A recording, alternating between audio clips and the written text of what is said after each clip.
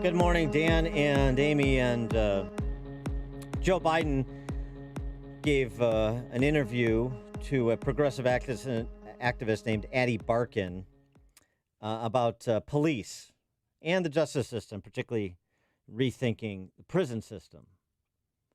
And he made some rather stark comments. Again, if Joe Biden is unwilling to cross the line into the crowd who wants to defund police, then he's standing just on the other side of it. Addie Barkin has ALS, so just so you understand why the question that was posed that you're about to hear is digitized in its presentation. Addie Barkin asking about the Rayshard Brooks case. Wouldn't it have been better if instead of police, there was a wellness counselor who did the DUI stop? Instead of sending 2 police officers with deadly weapons to that Wendy's drive-thru in Atlanta, we could have sent a wellness counselor and a tow truck, and then Rayshard Brooks would still be alive today. And his 3 daughters would still have their daddy.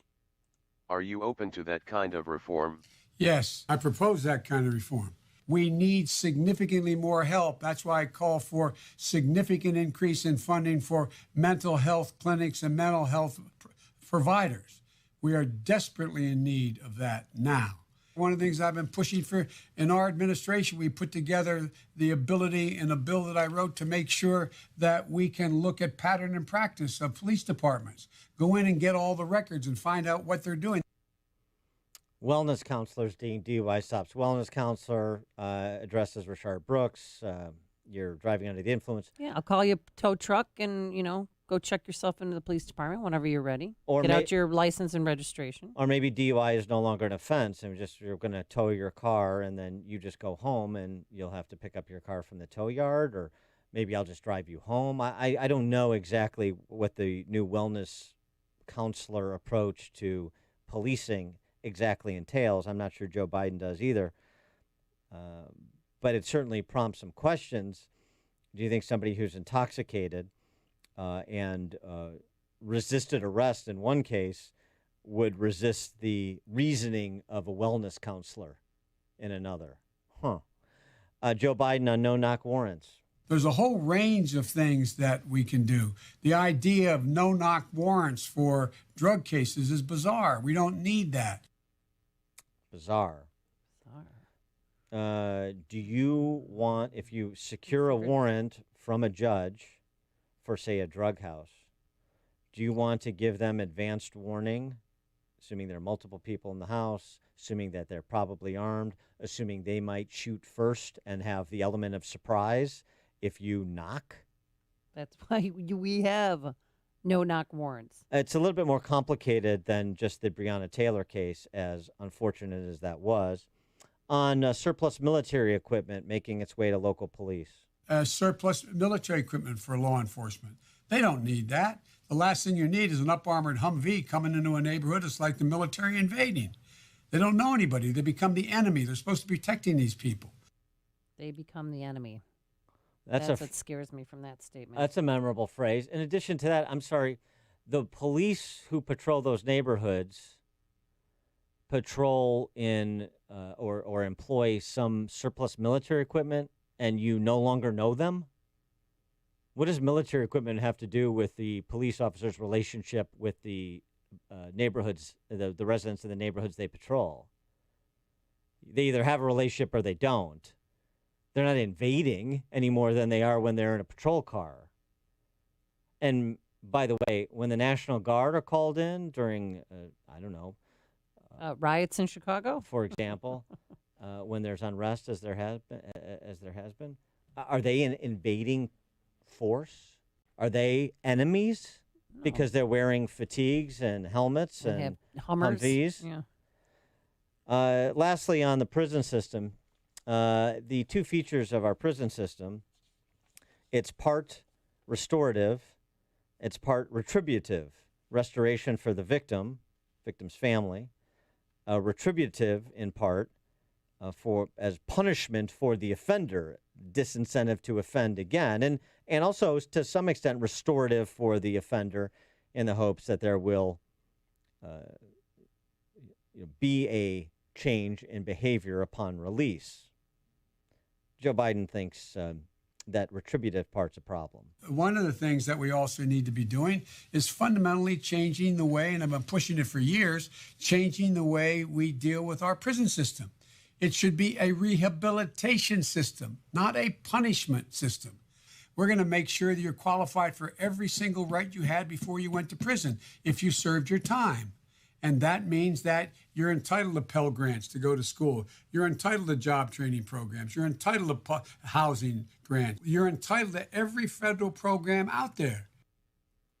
Sounds like Joe Biden wants to make prison sort of a mandatory extended corporate retreat. It sounds like an adult day camp. For more on this, we're pleased to be joined by Rafael Mangual. He's a fellow and deputy director of legal policy at the Manhattan Institute. Rafael, thanks for joining us. Appreciate it. Thanks so much for having me, Dan and Amy. What about wellness counselors as on the street interdictors of suspected criminal conduct? Do you think that's a good idea? I think there's likely quite a bit that can go wrong with those sorts of situations. I mean, one of the reasons that we send police to these kinds of calls is the reality that a lot of times calls that seem minor can turn quite violent. We know this. We've seen it on video. We've seen it happen. We've seen police officers lose their lives in simple traffic stops. Being shot as they approach a car. The idea that we should send unarmed counselors and that we can sort of effectively deal with all these situations without police, I don't think has much basis in anything other than ideology. Certainly not in the data. Certainly not in the available literature. The other reason that we send police to some of these calls is because police understand that their job is to root out crime in a kind of proactive way.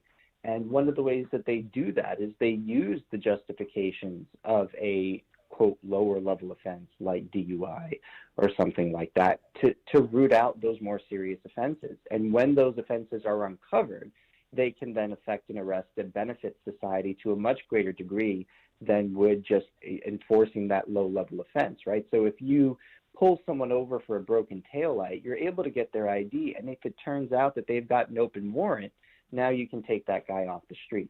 A counselor is not going to have that kind of ability, which means that we're going to lose out on those benefits that are produced from those interactions when we send police.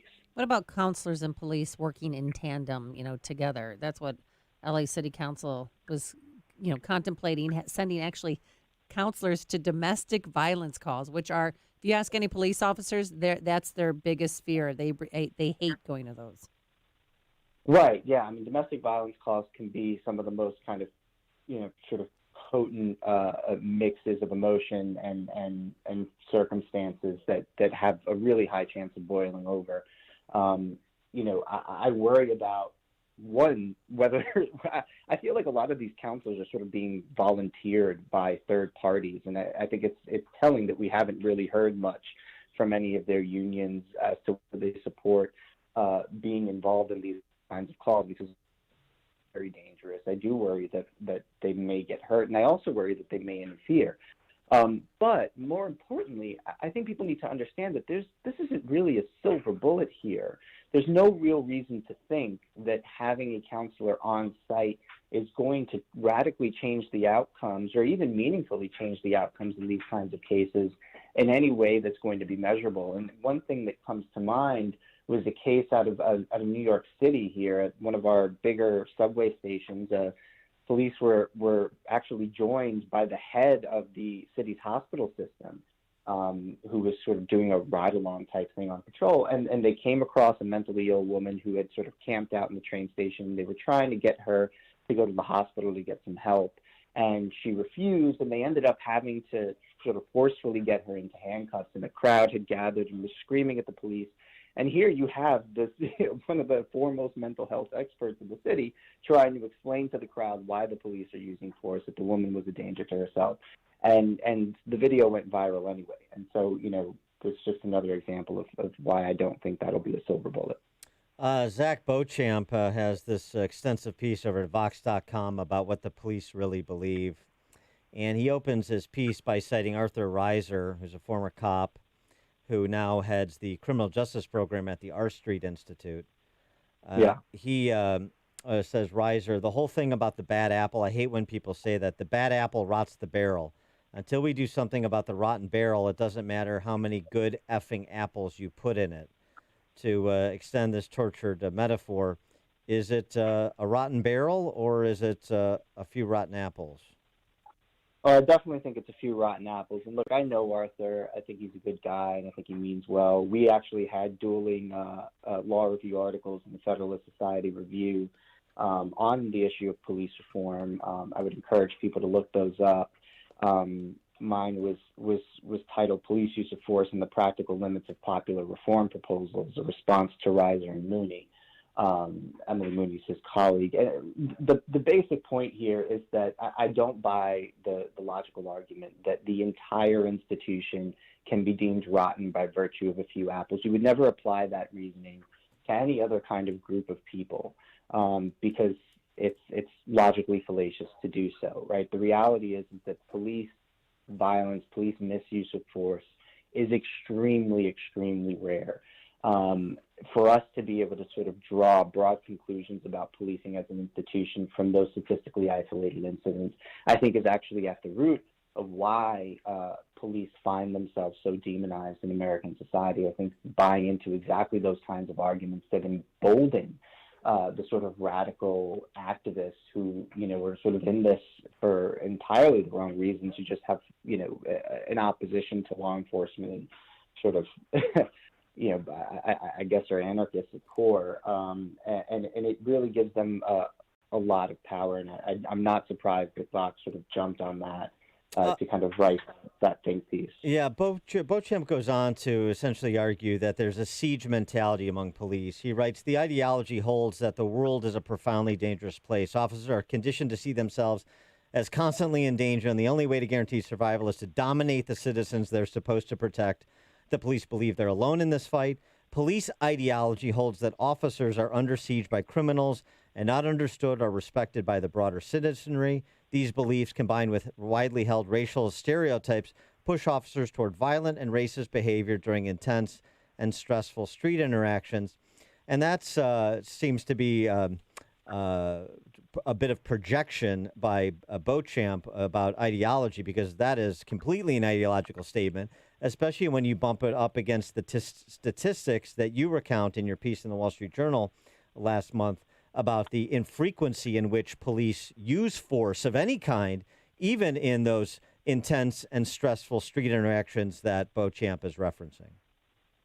Yeah, no, that's exactly right. I mean, police are one of the sort of most restrained groups that we know of. I mean, police officers, we've seen the videos, right, of police officers having, protesters scream in their face and having crowds gather while they're, trying to effect an arrest and having people scream obscenities at them and throw bottles. Yet, the vast majority of the time, police are able to sort of control themselves and keep control of the situation and also do their jobs at the same time. And we see this in the data, right? And police make more than 10 million arrests a year. In 0.003% of those arrests is deadly force used with a firearm, right? We know that in more than 99% of arrests, police are able to get people into handcuffs and into custody without the use of any physical force whatsoever. And then we know that in 98% of the cases in which they do use physical force, there is no discernible injury to the suspect, nothing beyond, a couple of bruises or some scrapes.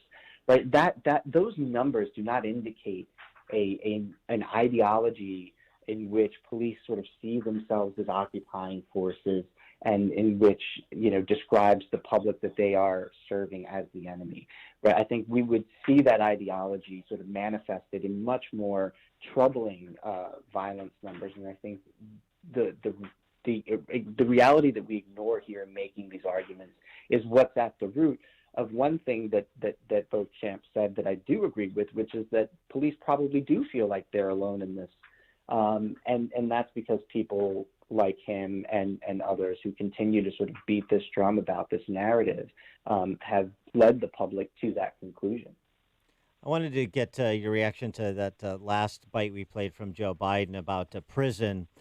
Prison shouldn't be retributive. It should be restorative only, restorative for the victim and then for the offender Look, you go away and you get job training, and then you access the full panoply of federal programs when you get out, and then you go on to live a happy life because you got all of this access to federal support that you clearly weren't getting prior to the commission of your crime, and that's how we turn this all around. Yeah, I mean, I think there's one really big flaw in the series of assumptions that he makes to get to that point. One of those flaws is that he assumes that there is some mix of programming that can actually sort of sidestep the kind of recidivism numbers that we see. We know that 83% of released state prisoners are going to go on to reoffend at least once. 83%. That's less than a 20% desistance rate, which is just absolutely. I mean, even if you were to sort of double that rate, I mean, that's still an enormous amount of recidivism. But he also ignores the most important rationale for incarceration, which isn't retribution, which isn't restoration or rehabilitation. It's actually incapacitation. Public and safety. We see this in Chicago. Exactly. I mean, that is the most important function that prisons serve. And in the city of Chicago, when you've got people roaming the street with 10, 20, 30 plus arrests on their record, and still being released on their own recognizance, granted low bail amounts, paroled, or given probation, there's a reason that we see these violence spikes, right? In the city of Chicago, the average shooting or homicide suspect, that is the average, the person who's arrested for a shooting or homicide in the city of Chicago, has an average of 12 prior arrests. 12 prior arrests. That is that is an enormous criminal history. The question that I have for some of these people is, how many second chances are career criminals entitled to? Well, apparently 12. Yeah, and if you're on, electronic monitoring, in 2017 we had 9,400 inmates at 26 in California. That's our jail. Now in 2020 we have 4,600. Our Cook County State's Attorney has let people out who have committed double murders, double homicides, just days after being released for being arrested for carrying a weapon, unlawful use of a weapon. And not only that, the state prison population that originated in Cook County has been dropping significantly over the last few years as well.